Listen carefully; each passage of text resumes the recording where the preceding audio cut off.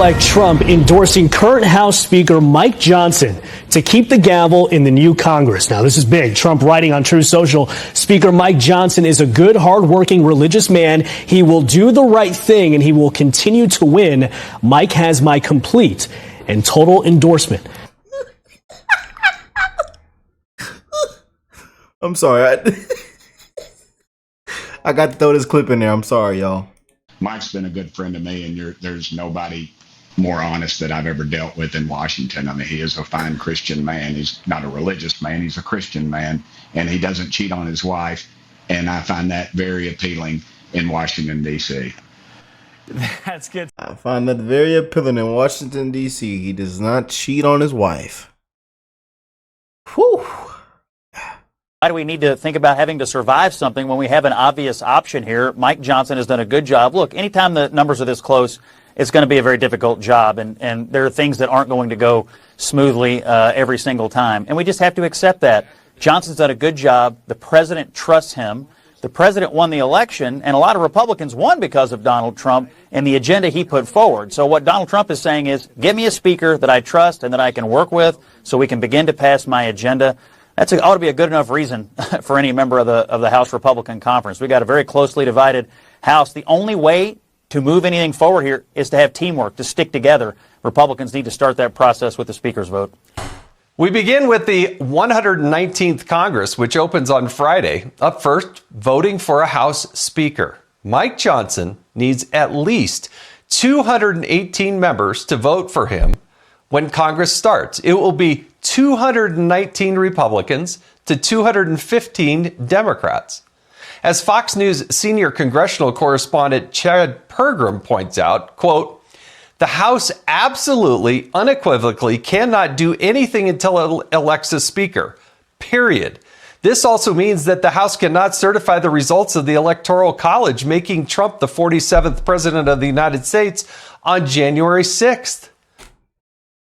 Hope y'all hearing this now. But it's a lot of back and forth, man. We've been a lot of bombshells going on with Mike Johnson. They want to walk him out of there on his lunch break, you know. They said, put that Diet Coke down, sir. That's what them Patriots say. They've been throwing all kind of names out there. Byron Donalds, Chip Roy, I mean, all kind of names. Yeah. But Trump just came out and endorsed Mike. Says he's a true patriot. Says he's gonna do the right thing. See a lot of y'all in the comments saying, well, Daddy Trump says it's right, then it's right. Y'all comment down below. Let me know what y'all think, man. What happens if the Electoral College isn't sorted out by January 20th? Well, President Biden is done. So he's gone. The same with Harris. Next in the presidential line of succession is the Speaker of the House. Well, there's no speaker. So who becomes the president? If the House is still frittering away time trying to elect a speaker on January 20, President pro tem of the Senate, Chuck Grassley, likely becomes president, acting president. I write likely because this gets into some serious extra constitutional turf. These are unprecedented scenarios, strange lands never visited in the American political experience, end quote. Let's bring in House Oversight Chairman James Comer. Congressman, boy, it all starts on Friday. It's hard to believe it's upon us. But the biggest question is, can the Republicans stay united? Will they vote for Mike Johnson for Speaker on the first ballot, or will this continue on for days and who knows how long? Well, I sure hope we can do it on the first ballot. As you know, Jason, the process is the House Republicans or whoever the majority is. If the Democrats had won the majority, they'd have done the same thing. We meet in December. We nominate people to run for leadership, including the Speaker of the House. Whoever wins, then everyone agrees, all right, we're going to all support our Speaker nominee on the floor. No one ran against Mike Johnson. To this day, here we are inside a week of the Speaker's vote. There is still not a single declared candidate. But as you know, we have 5 Republicans that won't commit to voting for Mike Johnson. They can only lose 1 or 2 votes. So I sure hope we don't repeat this, and I'm strongly encouraging my colleagues to go ahead and elect Mike Johnson, and let's get started on passing President Trump's agenda. Well, Andy Harris, who is the chairman of the House Freedom Caucus, he is not necessarily fully committed. What about those 5 people? I mean, this is going to be the challenge, Congressman. Every single time a vote comes up, can the Republicans stay united? Because 2 people go the different direction, you can't get from here to there.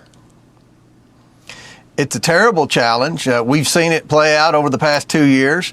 It was very difficult for Kevin McCarthy. It's been very difficult for Mike Johnson. It would be very difficult for whomever would be elected Speaker of our conference. But at the end of the day, the difference between the 119th Congress and the 118th Congress is we'll have a Republican president, a strong Republican president who's very popular with Republican congressmen's constituents back home, and that's Donald Trump. I strongly encourage Donald Trump to get on the phone with those 5 or 6 members who won't commit to voting for Mike Johnson, because all this is going to do is delay us. It's going to delay the certification of President Trump's election. It's going to delay the start of his first 100 days in office, which is the most important time frame of his whole presidency. That's when you get the most done historically. So I strongly encourage President Trump to get on the phone and try to get everyone united so we can work together as a team and make America great again.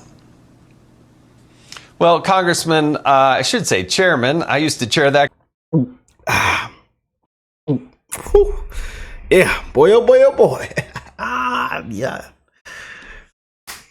Happy New Year's. It's getting real, ain't it? It is getting real. What do y'all think of all this, man? Please comment down below.